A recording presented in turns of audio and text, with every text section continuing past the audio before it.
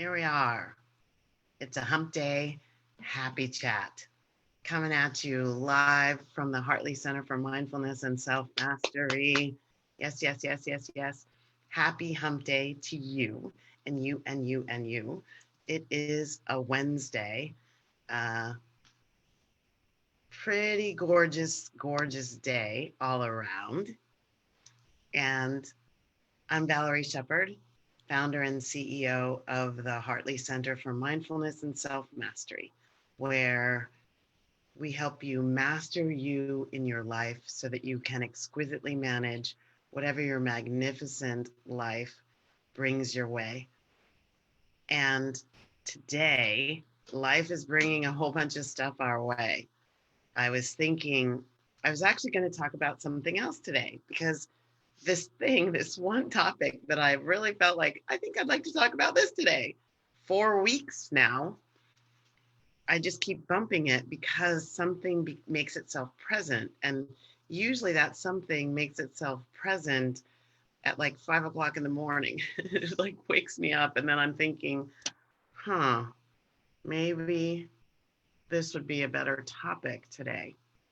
And I try not to just do what I was thinking and wrote down, but I try to make sure that I'm doing kind of what presents itself in the moment as something that you might be dealing with, something that you might be dealing with. And since self-mastery is all about dealing with that stuff, right? It's not about that stuff changing. So my students in my Living 101 class, I would tell them, this is not about changing the outside world. Like a lot of people think that's where happiness comes from. When all that stuff out there changes, then I will be able to be happy in here. Like you change who you're being and I'll be happy in here. All that stuff gets fixed and I'll be happy in here. And it's not really the place where happiness originates. It's not where happiness from whence happiness comes. Got to be grammatically correct. I'm a communications grad. So it's not where happiness really comes from. I'm checking my phone, learning how to multitask with this live thing.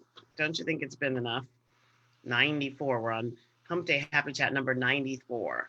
And things keep changing with the whole Facebook platform and the way I'm doing these things. And still learning how to monitor and do it on my laptop. I like doing it on my laptop because it's easier for my physical limitations, for my little disabilities. So I can do this a lot easier than trying to reach and hold my phone and yada yada. So doing what works for me. That's part of the living happy to be me equation. So this whole idea of organic, I used to call it organic, now I call it authentic happiness. The real, true, deepest happiness is existing no matter what. So at any given moment, when you're really living these principles, good morning. I see you out there on my phone, which is why I'm looking down. Hello, hello, hello. Thank you for joining me. Um, I'm very happy that you're here, and I appreciate you being here. But I now need to turn the volume down so that I'm not hearing it in both places. So feel free to leave me a question or write a comment. I see you. I'm doing a hi. So cool. It tickles me to death when I get it right. So funny. That's another thing. Laugh at yourself. It's okay to not be perfect. You're perfect at the deepest core of you. You're perfect. So getting it right in the human realm, who cares? Okay, so back to the story, rolling it back.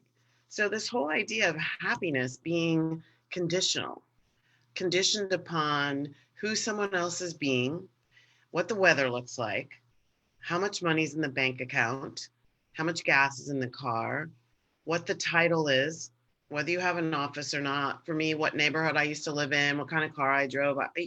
I'm not telling you these things from a place of it should be. I'm telling you these things from, hi, Eloisa. I'm telling you these, hi, Eloisa. I'm telling you these things from a place of having experienced it as me in my life and feeling called to make a different choice, feeling called to get to a different space in my heart, feeling called to evolve my consciousness. I say at the beginning of my book, raising your consciousness is the only true way that I know of in the world to create lasting happiness, which means true, authentic happiness, which means it's not conditional, which means it can be present no matter what else is going on, no matter what else is going on. And so, this mastering you in your life is about managing whatever your life brings your way. And so, I think what awakened me at 5 o'clock this morning is it feels a lot, especially if you are monitoring, if you're one who likes to monitor the news, you're reading all the articles on what's going on in the world, what's going on in the US, what's going on in your country, wherever you are. If you're like to tap into the, current events cycle, it feels like, especially related to COVID-19, we're taking one step forward and two steps back. One step forward and two steps back. Here in the US, states are rolling back the openings, the reopenings.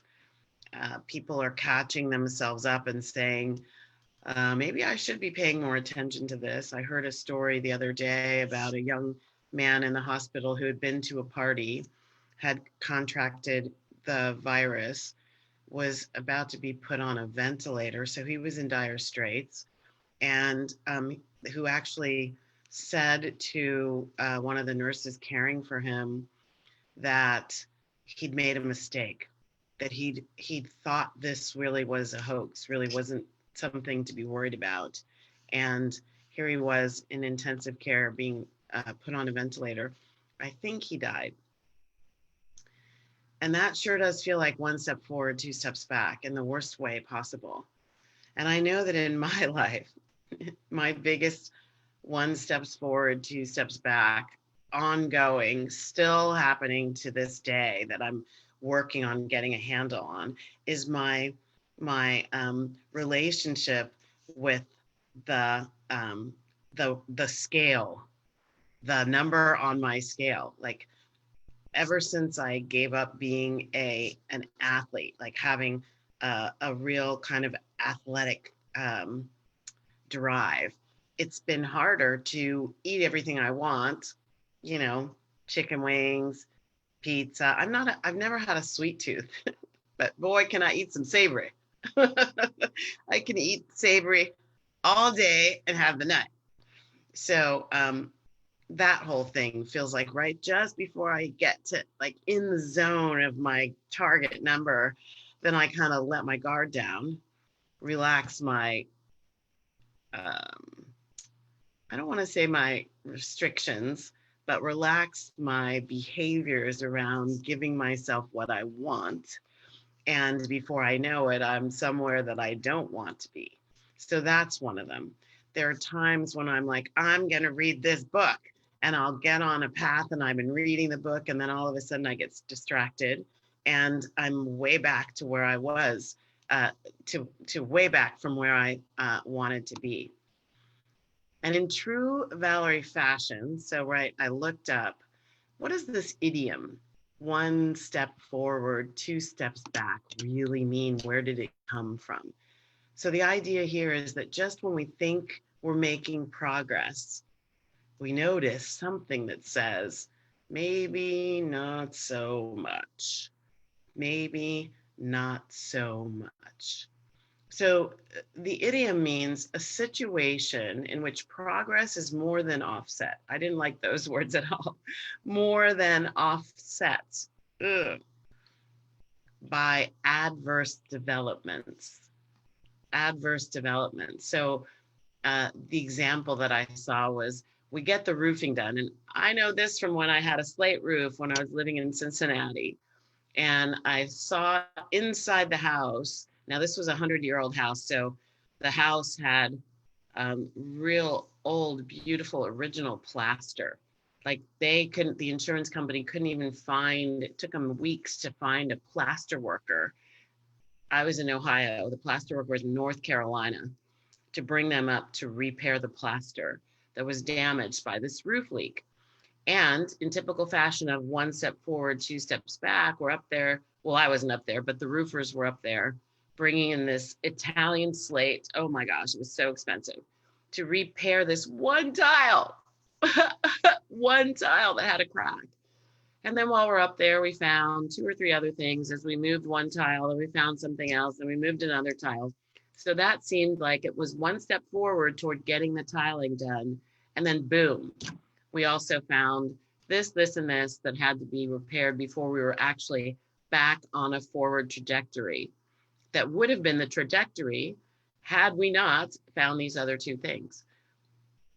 So what's the one step forward, two steps back in your life? What is that? And how do you deal with it?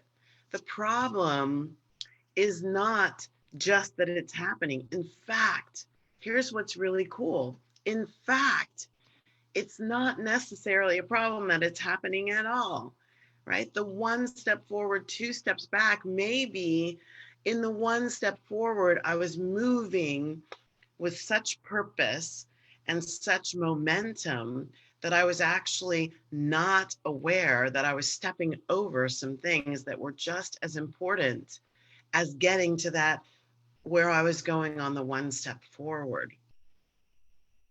That maybe the perception that I'm taking two steps back is all in here. It's not really the truth. That maybe when I'm taking a moment, right? Here's what typically happens in the midst of a one step forward, two steps back. There's a pause if we allow it. There's a pause. If we don't get frenetic and get all angry and get frustrated and like, but I was going that way. I don't want to do it. I don't want to step back. Like if we really allow ourselves to just pause, survey our surroundings and notice what you notice. So in these Hump Day Happy Chats, what's this all about? The Happy Chat is about helping you through these chats unravel the ways that you're living your life. Because I do it too, the way we're living our lives that's not really delivering us the kind of happiness that we believe that we want, that's not authentic, that's not rooted in practices, principles, beliefs, habitual patterns of choice making that are really rooted in the highest vibration of us. And so this is an opportunity to kind of recalibrate. How have I been doing this? Walking along the journey of my life. How have I been doing that? How have I been supporting myself, serving myself, delivering myself with an open, expanded, loving heart to the place that I am absolutely positive is where I'm supposed to be. And I know exactly why I want to go there, right? So in the moment that it feels like I'm headed this way, and then all of a sudden I feel myself, whoa, something's pushing me back. Or maybe the pull is back here, like, come back here. Look, come, look.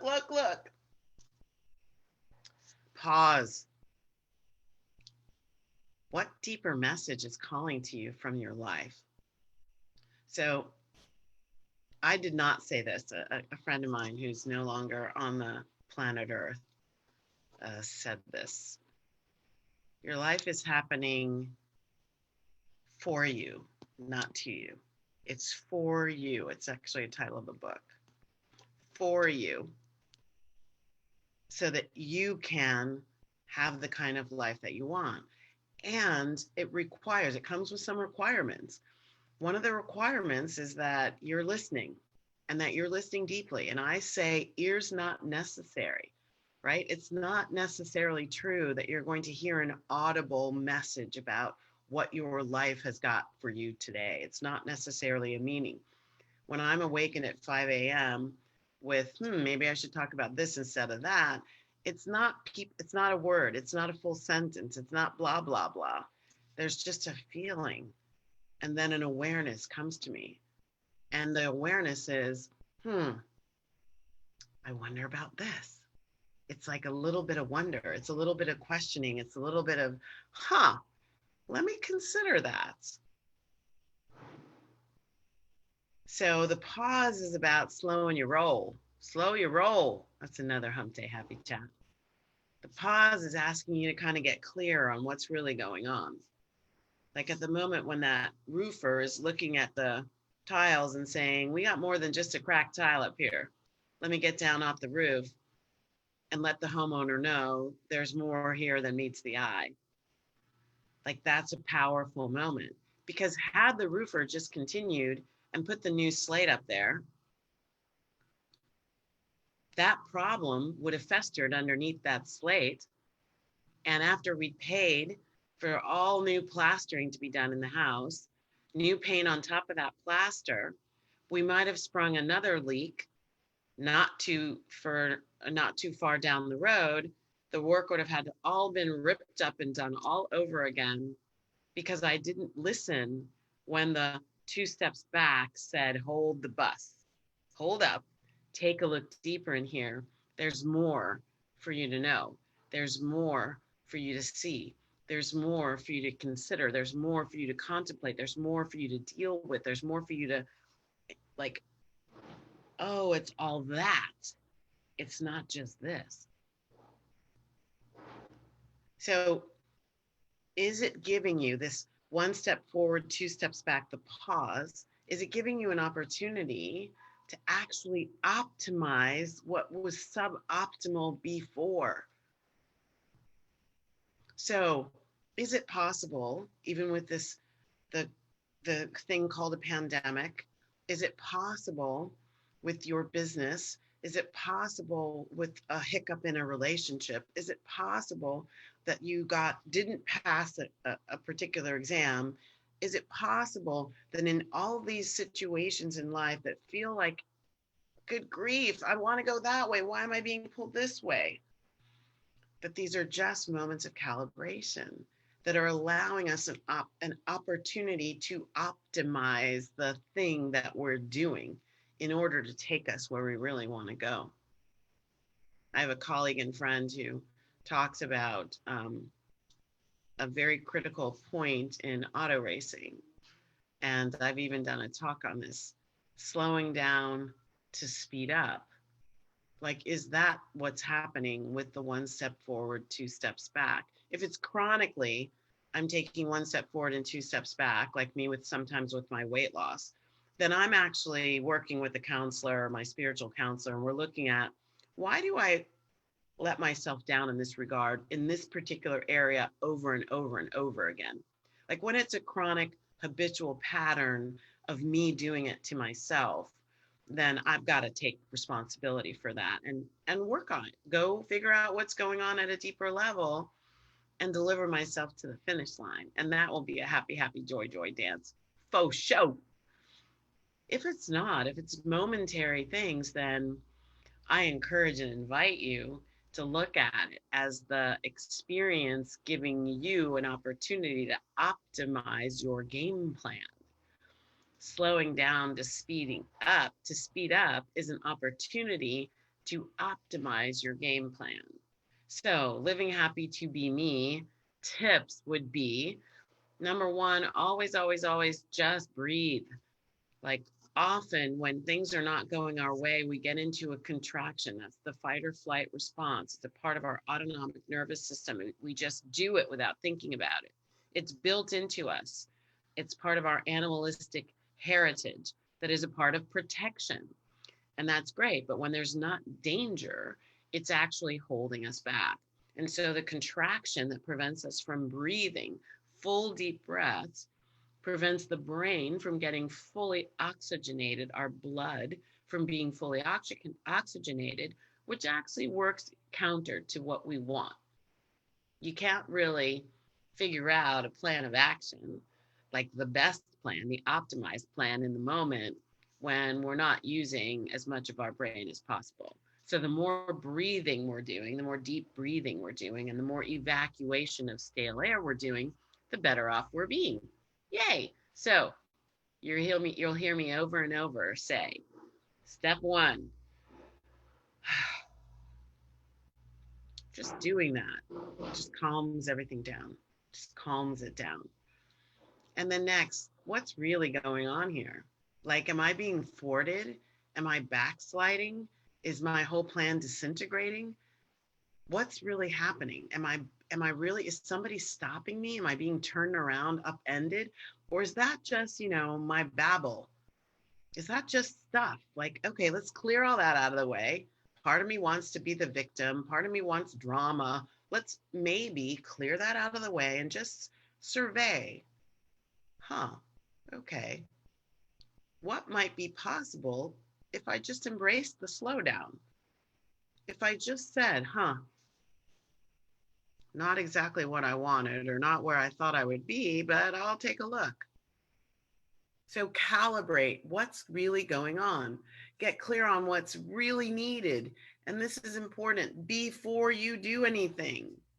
Don't calibrate while you're frenetically taking kooky actions that may be actually taking you even 2 steps further back. Pause, breathe, calibrate, don't move. Decide what's necessary. Maybe double down on research, maybe double down on the pause. I grew up with a mom and a grandmother who used to say, when in doubt, don't, which is the same concept. Don't do anything. Just stop. How many times has really, when you're not in danger, it's just emotional fear, really cost you if you just stopped? Just take a pause. Get really clear on what is really next. And then here's the real juju here. The pause helps us listen for inner wisdom, which is not necessarily ears. But then this is not bull in the china shop time. So it's not come roaring out of the gates and get back on the path. This may really be about taking a different path. Have you ever done that? Something inside you said, don't go that way. Now we have Waze and it tells us which way to go and how to circumvent traffic. But I've actually had situations where I could just feel not to take this turn, take a different route. And then I find out later on that route that I was going to take was totally blocked. It was cut off, or there was something not great, or not that I wanted to be in, or that I didn't want to be in, happening down that route. Interesting how our higher self will give us all the information we can handle when we stop and take a moment and give it an opportunity to speak to us at the deepest levels. It's really beautiful when that happens. It's miracles unfolding for us, by us, from us, to us. So it's slow down. And then with a new plan in place, test the waters. Again, it's not about rush back to where I was. It's about, okay, something in my life called for me to slow down. It looks like 1 step forward, 2 steps back. Feels like that. And I'm going to let myself say the 2 steps back are in my highest and best good.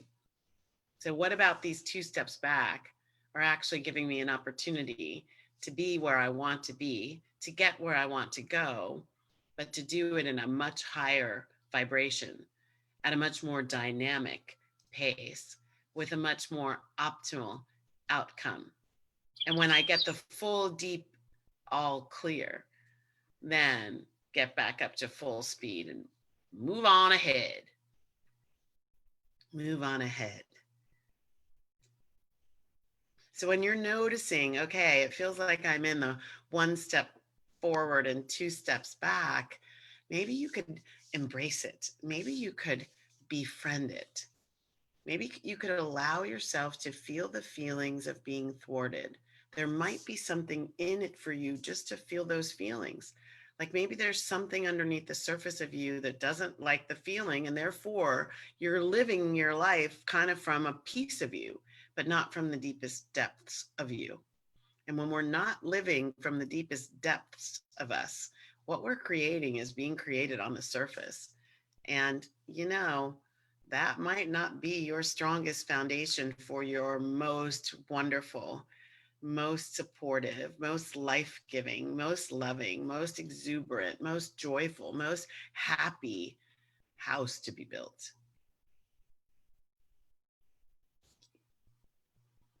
So that's it for today. Many blessings. Thank you so much for joining. And please hit the little share down there and see how many people you can help who might be going through what's going on right now in the world, feeling like really thwarted. And for a lot of people, this is really potentially um, a two steps back that is really frightening and could have the appearance of the last thing they need that is going to sink their ship. And so, to anybody who's feeling that way, I send prayers and blessings. And please don't hear anything that I say as a way of minimizing that. It's just a way of helping you actually experience the debilitation that you may be going through right now with everything that's going on in the world. Please, if there's anything more that I can do, in addition to the Hump Day Happy Chats, I have an online community that you might want to join. I'm happy to do a complimentary consultation with you, creating a strategy for you to live at a higher vibration, your highest levels, and know that I'm sending you all love and light. And I'll close, as I always do, on the metta prayer, the prayer of loving kindness from the Buddha. May all beings be peaceful. May all beings be safe. May all beings be happy. May all beings awaken to the light of their true nature, and may all beings be free. All beings includes you and me and everyone. Many blessings. Have a happy, happy hump day. Bye now.